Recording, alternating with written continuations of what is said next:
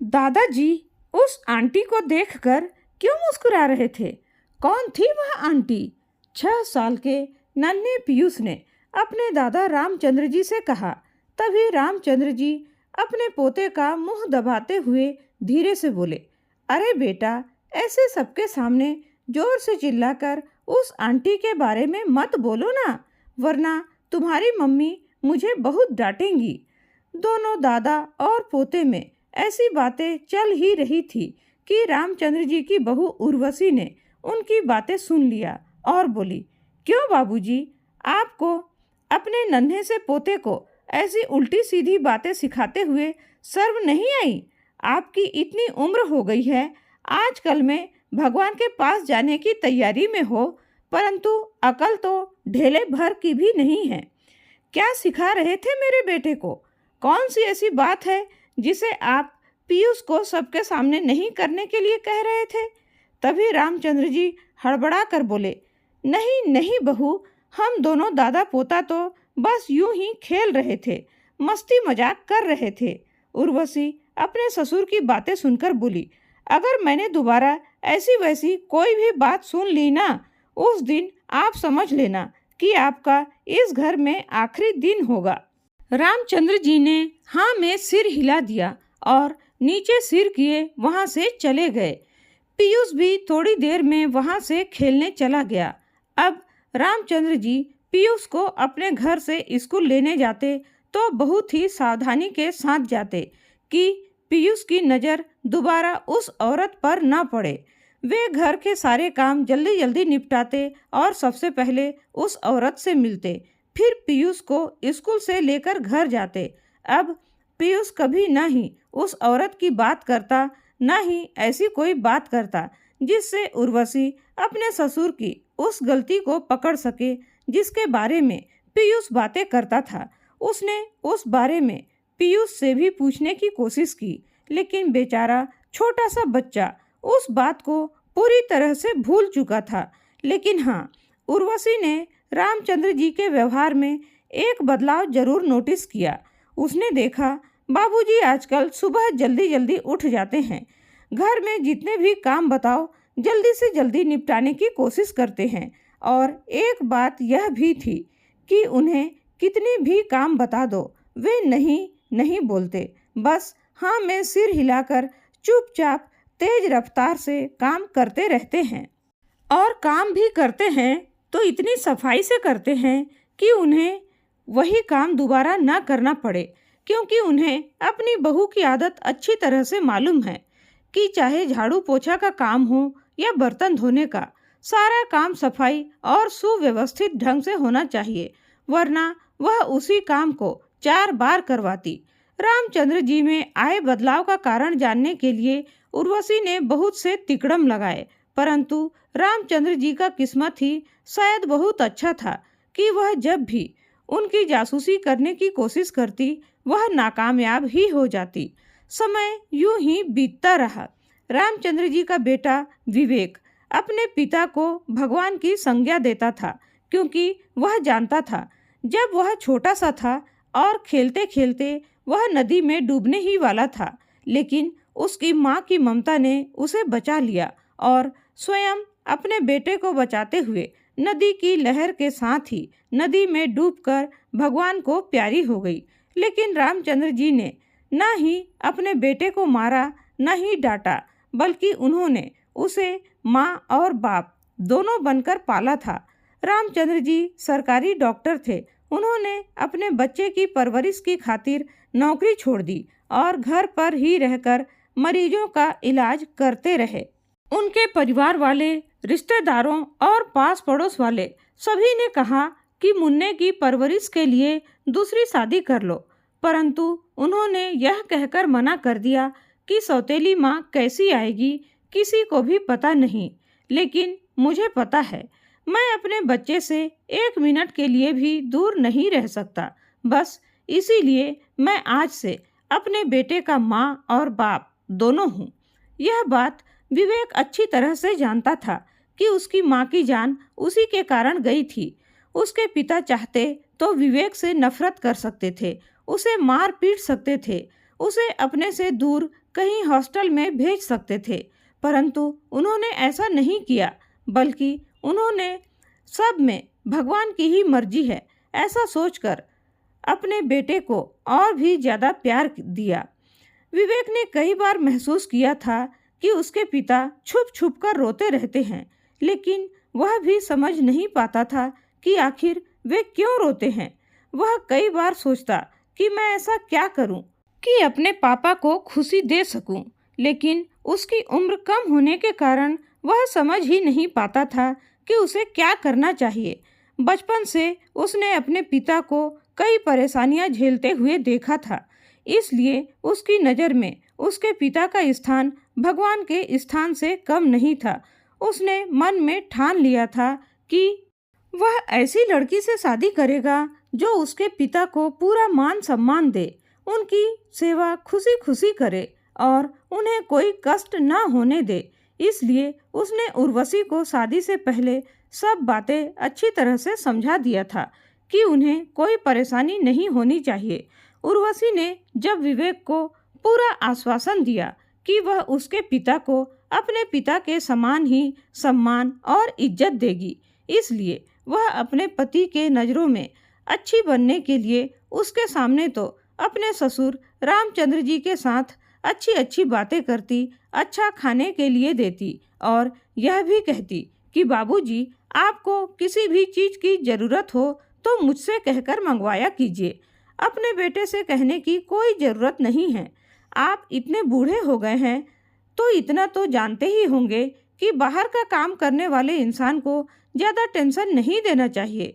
रामचंद्र जी मन ही मन सोचते, वाह रे बहू, मैंने जिन दिनों अपने मात्र 6 साल के बेटे को अकेले घर का और बाहर का काम बखूबी संभालते हुए पाला पोसा और बड़ा किया, उन दिनों क्या मुझे टेंशन नहीं हुआ होगा।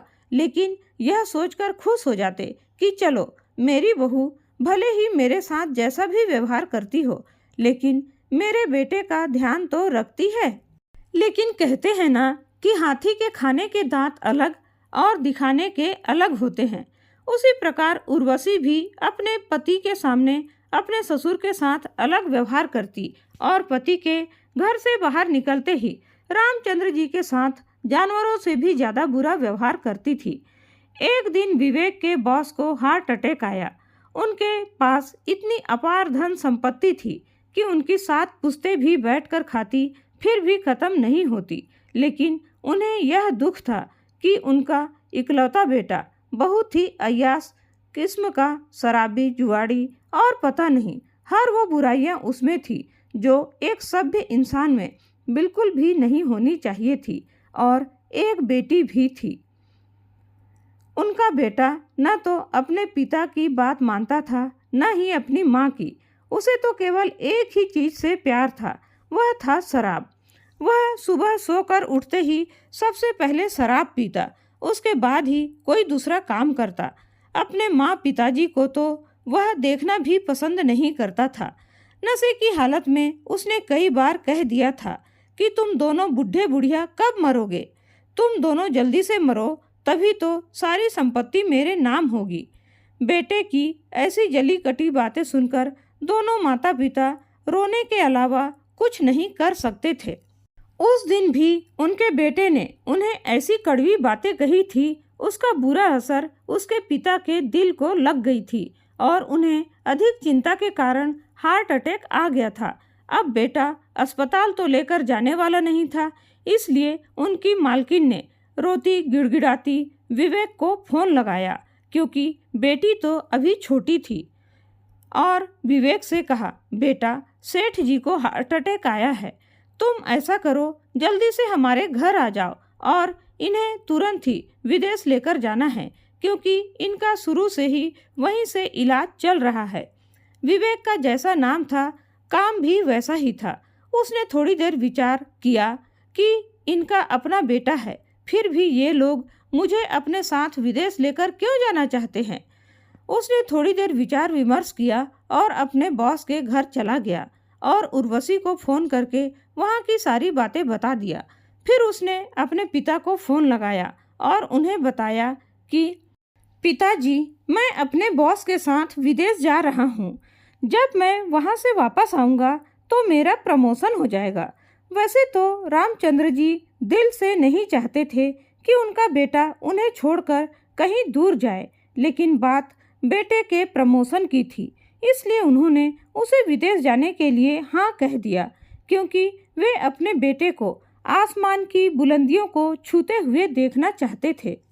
क्योंकि उन्होंने अपना इतना अच्छा जॉब छोड़ दिया था, जिसके कारण उन्हें बहुत सी परेशानियों का सामना करना पड़ा था। इसलिए वे नहीं चाहते थे कि उनका बेटा भी अपने उम्र के आखिरी पड़ाव में ऐसी परेशानियों का सामना करे। इसलिए उन्होंने उसे विदेश जाने से नहीं रोका और विवेक उर्वशी से हाथ जोड़कर निवेदन करता रहा कि उसकी अनुपस्थिति में वह उसके पिता का अच्छी तरह से ध्यान रखे। उर्वशी ने विवेक को पूरा आश्वासन दिया कि वह उसके पिता का अच्छी तरह से ध्यान रखेगी। अब विवेक पूर्ण रूप से निश्चिंत होकर अपने बॉस के साथ विदेश चला गया। उधर विवेक का विदेश जाना हुआ और इधर उर्वशी ने अपने ससुर पर जुर्म का कहर ढाने शुरू कर दिए, क्योंकि जब से रामचंद्र जी के द्वारा इलाज के दौरान एक छोटे बच्चे की जान चली गई थी और उन पर पुलिस केस कर दिया गया था, तब से उन्होंने अपना डॉक्टरी का काम छोड़ दिया था, क्योंकि सरकार की तरफ से उनका लाइसेंस रद्द कर दिया गया था। जबकि बाद में सच्चाई पता चली तो बताया गया कि उस बच्चे के माँ बाप की गलती के कारण बच्चे की जान गई थी। उन्होंने बुखार की दवाई खिलाते ही उसे आइसक्रीम दे दिया था, इसलिए उसका परिणाम गलत हो गया। लेकिन तब तक रामचंद्र जी रिटायर हो चुके थे, इसलिए उनके पास आय का कोई साधन नहीं था। इसलिए बहू उर्वशी उन्हें बिल्कुल भी पसंद नहीं करती थी। उसने अपने पति के जाते ही अपने ससुर से कहा, ओए बुढ़े, बहुत हो गया मुफ्त की रोटी तोड़ते हुए, अब यहाँ से उठो और लग जाओ काम पर। अगर आपकी जगह मम्मी जी होती तो वह करती ना ये सारे काम। अब अपने बदले मम्मी जी को ऊपर भेजे हो, उसका खामियाजा तो तुम्हें भुगतना ही पड़ेगा। इसलिए यहाँ से उठो और घर में झाड़ू पोछा बर्तन कपड़े सारे काम पड़े हैं। मेरे आने से पहले आप ही ये सारे काम करते थे ना, तो फिर आज वही सब काम करने में तो आपको कोई परेशानी नहीं होनी चाहिए। रामचंद्र जी अपनी बहू की तरफ कातर नजरों से देखते रह गए। उन्हें यकीन ही नहीं हो रहा था कि मात्र बेटे के घर से दूर जाने की खबर सुनते ही बहू के तेवर इतने बदल जाएंगे। उन्होंने तो इस बात की कल्पना भी नहीं की थी। वैसे तो उर्वशी उनसे आंगन झाड़ू लगाना हो या गार्डन में पानी डालना हो या फिर बाजार से सामान लाना हो, वह सारा काम रामचंद्र जी से ही करवाया करती थी। लेकिन आज तो उसने हद ही कर दी थी। बहू के रहते भी वह घर के सारे काम अपने बूढ़े ससुर से करने के लिए कह रही थी, लेकिन बेचारे वक्त के मारे रामचंद्र जी अपने बेटे के थोड़े से प्यार के लिए बहू की ऐसी जिल्लत भरी जिंदगी जीने के लिए भी तैयार थे। उन्होंने अपने मन को मजबूत किया और लग गए घर के काम करने में। रामचंद्र जी ने सारे काम बड़े ही सलीके से किया तो उनकी बहू उर्वशी ठहाके लगाकर हंसते हुए बोली, अरे वाह बाबूजी, मुझे मालूम नहीं था कि आप इतना अच्छा झाड़ू पोछा कर लेते हो और बर्तन तो ऐसे धोए हो जैसे लग रहा है सारे बर्तन आईने की तरह चमक रहे हैं। इनमें तो हमारा चेहरा भी आसानी से देखा जा सकता है। शाबाश बाबूजी, अब से ये तय रहा कि आप ही रोज झाड़ू पोछा और बर्तन साफ किया करेंगे। और काम वाली बाई भूमिका आती थी ना, अब उसकी छुट्टी कर दूंगी। व्यर्थ में पैसे क्यों देना, जब आप घर का सारा काम संभाल ही लोगे तो वही पैसे बचेंगे तो हम उसे या तो अपने बच्चों के लिए जमा करके रखेंगे या फिर कोई अच्छी चीज़ खरीद कर लाएंगे। क्यों बाबूजी, मैं सही कह रही हूँ ना? और खिलखिलाकर हंस पड़ी। लेकिन रामचंद्र जी को बहू की एक एक बातें तीर की तरह चुभ रही थी। उनकी आंखों से झरझर आंसुओं की धारा बह रही थी।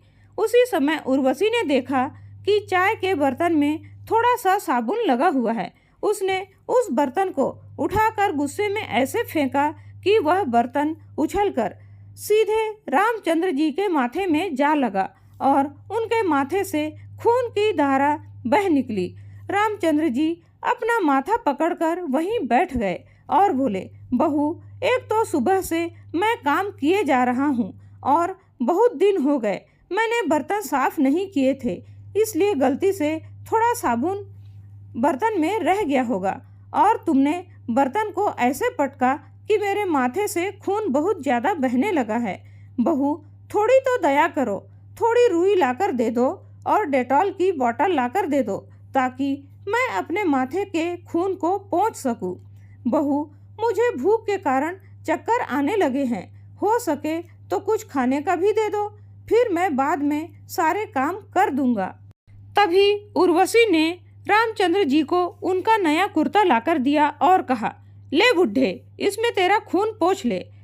मेरे पास इतना फालतू का समय नहीं है कि तेरे लिए रुई और डेटॉल ढूंढती फिरूं, इसमें पोंछ ले।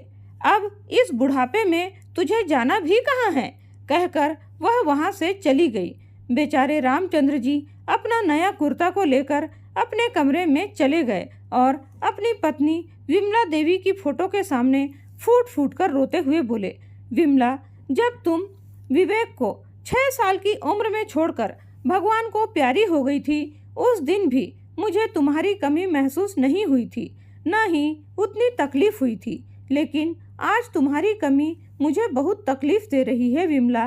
काश विमला, आज तुम यहाँ मेरे साथ मेरे पास होती तो किसी की हिम्मत नहीं होती मुझे कुछ भी कहने की।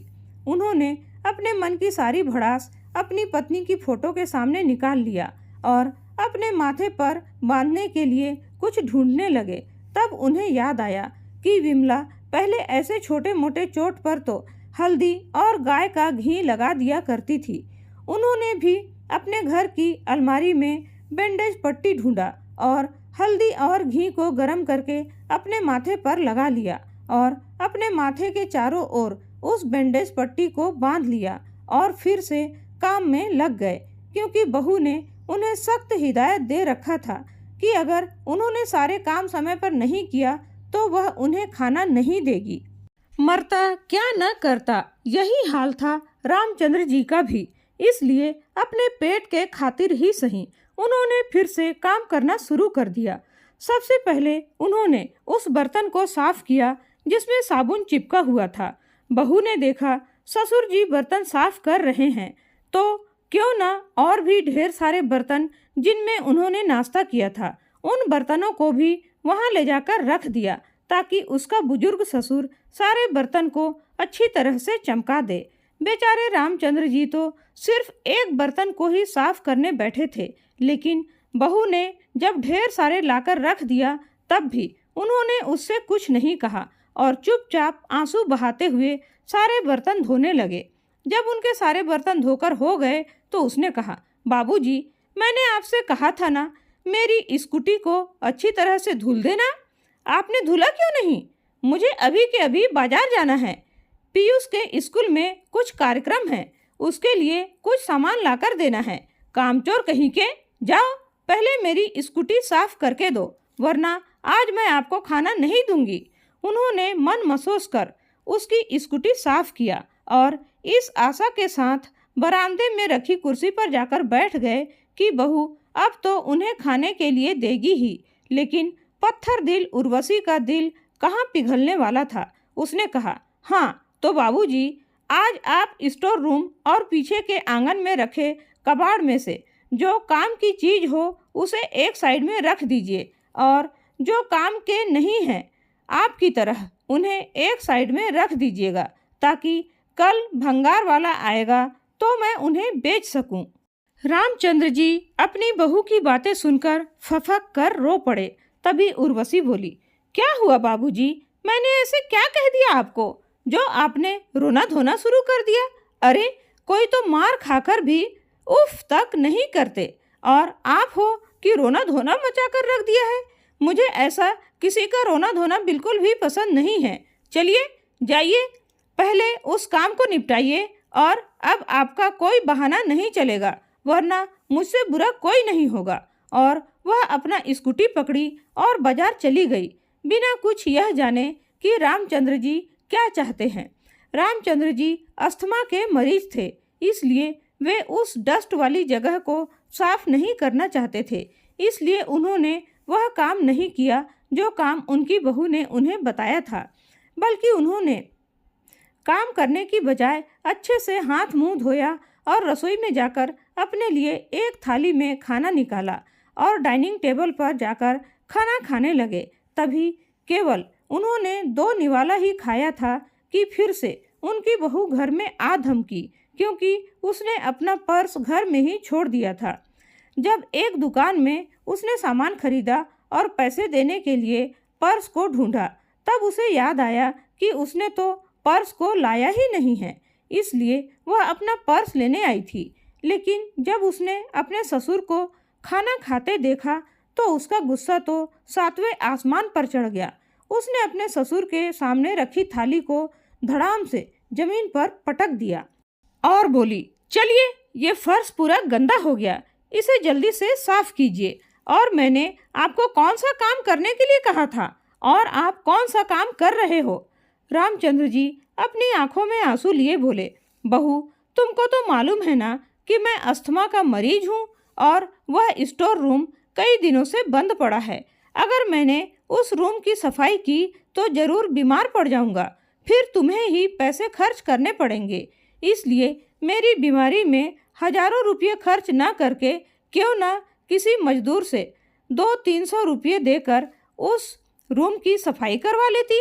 उर्वशी अपने ससुर की बातें सुनकर गुर्राती हुई बोली, पैसे क्या पेड़ पर उगते हैं जिसे तोड़कर ले आऊं और सबको बांटती फिरूं? और ये मुफ्त की सलाह आपसे किसने मांगी? जितना कहा जा रहा है उतना ही कीजिए, वरना आपको यहाँ रहना भी नसीब नहीं होगा, समझे आप? कहकर वह फिर से अपना पर्स लेकर बाहर चली गई। बेचारे रामचंद्र जी ने फर्श पर फैले सारे खाने को उसी प्लेट में उठाया और डस्टबिन में डाला और भूखे पेट ही लग गए काम पर। उस दिन भर उन्हें कुछ भी खाने के लिए नहीं मिला। उर्वशी जब शाम तक घर में पहुंची तो पूरा घर साफ सुथरा मिला। वह मन ही मन बहुत खुश हो रही थी। उसने अपने ससुर से कहा, बाबूजी, आपको रोज शिकायत रहती है ना कि मैं आपको भरपेट खाना नहीं देती, तो चलिए मैं आपकी यह शिकायत भी दूर कर देती हूँ। हमारे पड़ोस में ही शर्मा अंकल के बेटे की शादी है। उनके घर में साफ सफाई करने के लिए वर्कर चाहिए। ऐसा कीजिए, उनके घर जाकर आप साफ सफाई का काम कर दीजिएगा, ताकि वे लोग आपको पैसे के साथ साथ भरपेट खाना भी देंगे। बहू की बातें सुनकर रामचंद्र जी आश्चर्यचकित रह गए कि चलो, बहू घर के काम करवाती है, वहाँ तक तो ठीक ही है, लेकिन दूसरे के घर की साफ सफाई, वह भी पड़ोस में, जहाँ मुझे सभी लोग जानते हैं। उन्होंने अपनी बहू से कह दिया कि वे उनके घर जाकर साफ सफाई नहीं करेंगे। उर्वशी ने जब अपने ससुर की ऐसी बातें सुनी तो वह गुस्से से आग बबूला हो गई और उसने एक लोहे का डंडा उठाया और रामचंद्र जी को जान से मार डालने के लिए दौड़ी। रामचंद्र जी डर के मारे थर थर कांपते हुए बोले, बहू, मुझे मत मारो, मैं वहाँ जाकर साफ सफाई कर दूंगा। तभी उर्वशी मुस्कुराती हुई बोली, अच्छा, अब मुझे समझ में आया, लातों के भूत बातों से नहीं मानते। उसने रामचंद्र जी को भरपेट खाना खिलाया और शर्मा जी के घर भेज दी काम करने के लिए, क्योंकि उसने पहले से ही काम के एडवांस के पैसे ले रखी थी।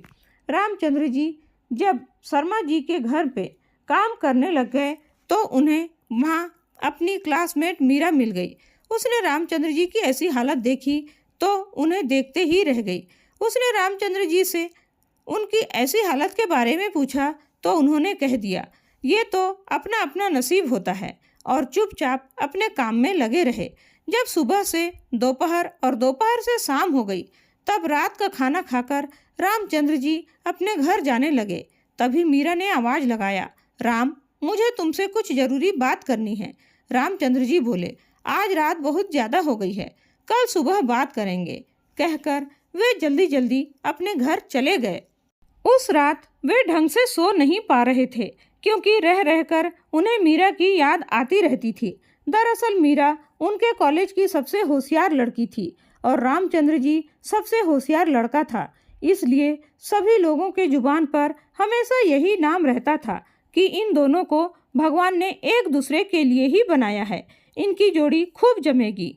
कॉलेज में कोई भी फंक्शन होता दोनों को ही उसकी जिम्मेदारी दी जाती थी। इसलिए हमेशा मीरा को लगता था राम किसी न किसी दिन मुझसे आकर कहेगा कि उसके बिना वह अधूरा है। इसलिए उसने अभी तक शादी नहीं की थी, लेकिन परिवार के दबाव में आकर रामचंद्र जी ने विमला जी से शादी कर ली थी और उनका एक बेटा भी था विवेक, जिसकी पत्नी ने आज अपने ससुर को वहां काम करने के लिए भेजा था। मीरा की यादों में खोए रामचंद्र जी को कब नींद लग गई उन्हें पता ही नहीं चला। जब सुबह उठे तो बहू ने सबसे पहले अपने घर के सारे काम करवाए, फिर शर्मा जी के घर काम करने भेज दिया। जैसा हाल रामचंद्र जी का था वैसा ही कुछ हाल इधर मीरा का भी था। वह भी उस रात भर ठीक से सो नहीं पाई थी।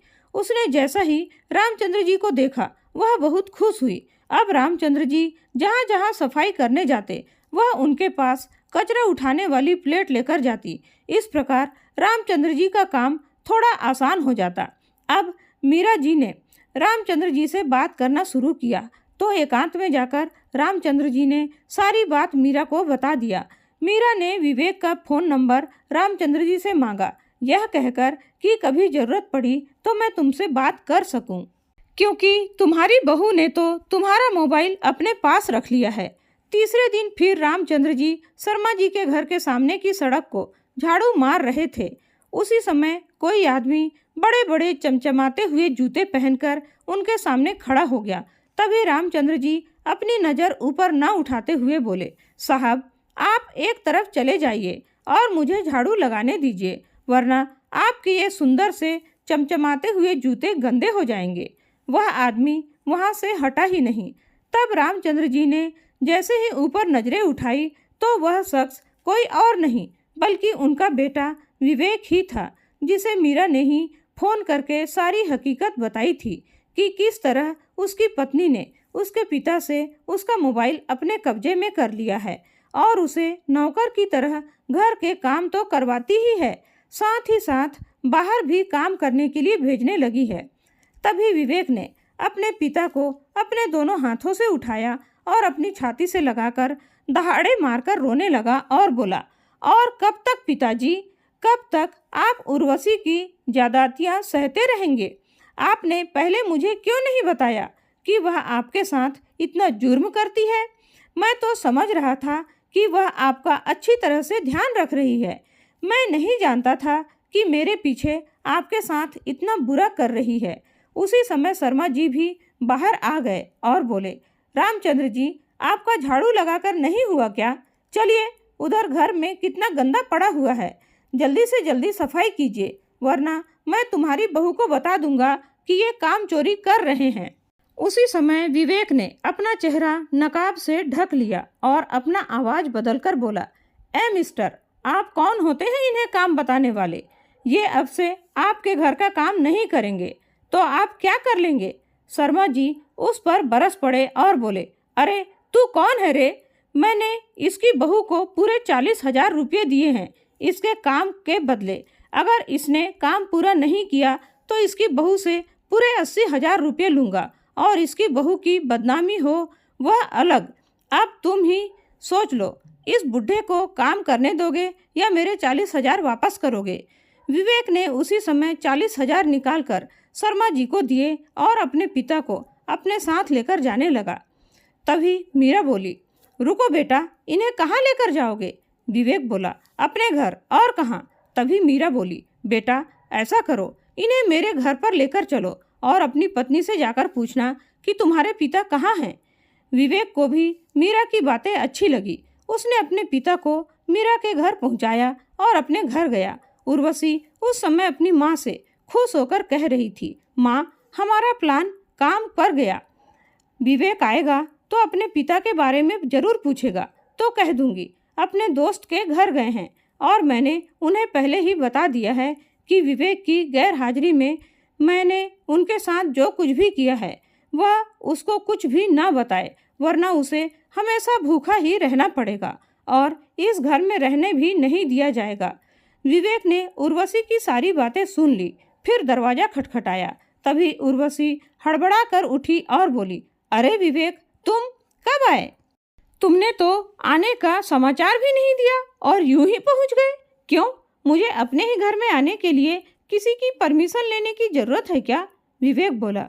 उर्वशी हंसकर बोली, अरे नहीं बाबा, मेरा कहने का वैसा मतलब नहीं था।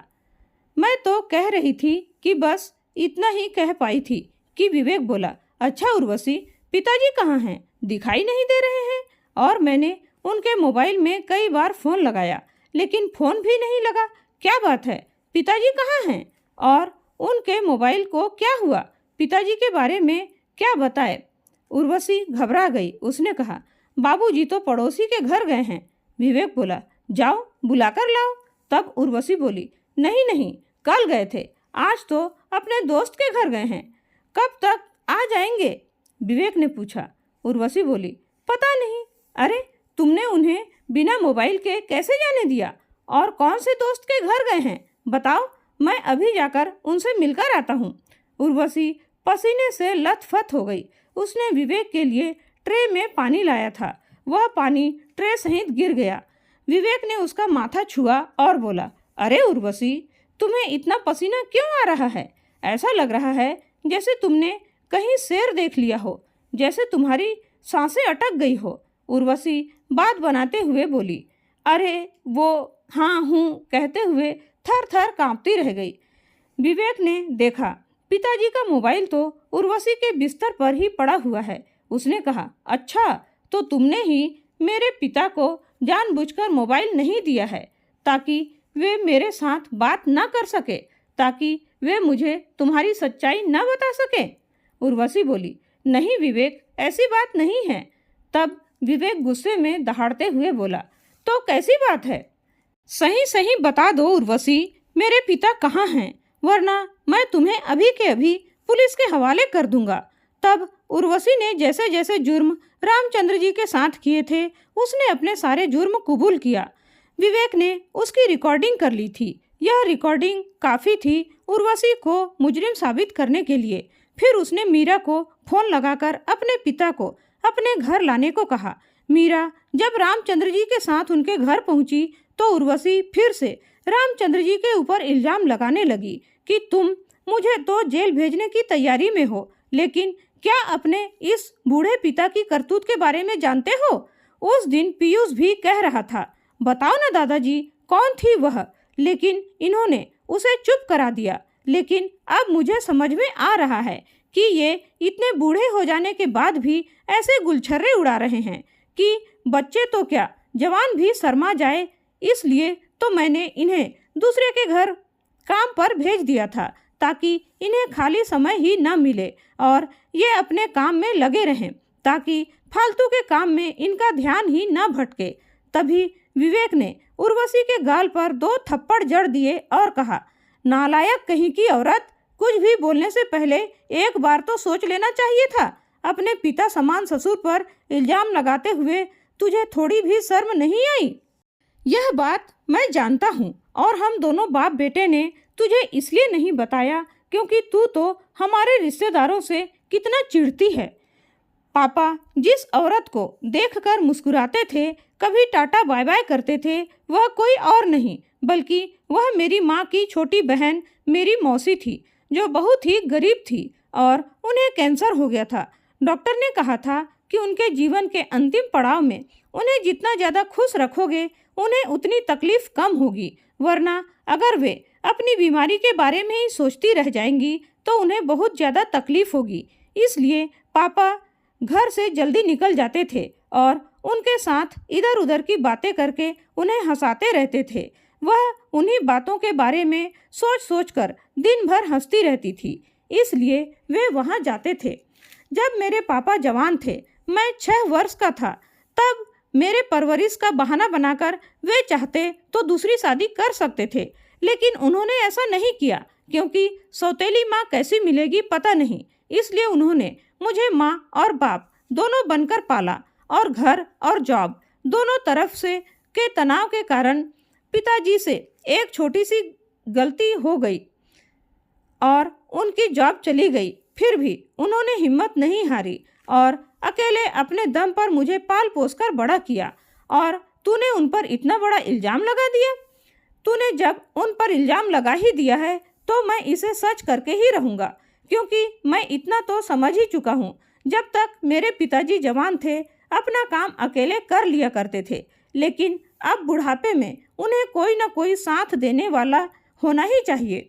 इसलिए अब मैं अपने पिता का विवाह मीरा आंटी से करूँगा, क्योंकि मुझे पता है मीरा आंटी ने भी आज तक शादी नहीं की, क्योंकि वह मेरे पापा को ही पसंद करती थी। लेकिन मेरे पापा इस बात से अनजान थे। उसने मीरा से उसकी राय पूछी और बड़े ही सादगी ढंग से दोनों की शादी करवा दी और अपने पिता को कष्ट देने के जुर्म में उर्वशी को जेल की सजा दिलवा दिया। पीयूष भी अब अपनी मम्मी की याद नहीं करता था, क्योंकि वह जब भी अपने दादाजी के साथ हंसता खेलता था तो उसकी माँ उर्वशी उसे बहुत डांटती और मारती थी, जबकि उसे अपना दादू बहुत पसंद थे। इसलिए अब वह अपने दादू के साथ ही रहना चाहता था।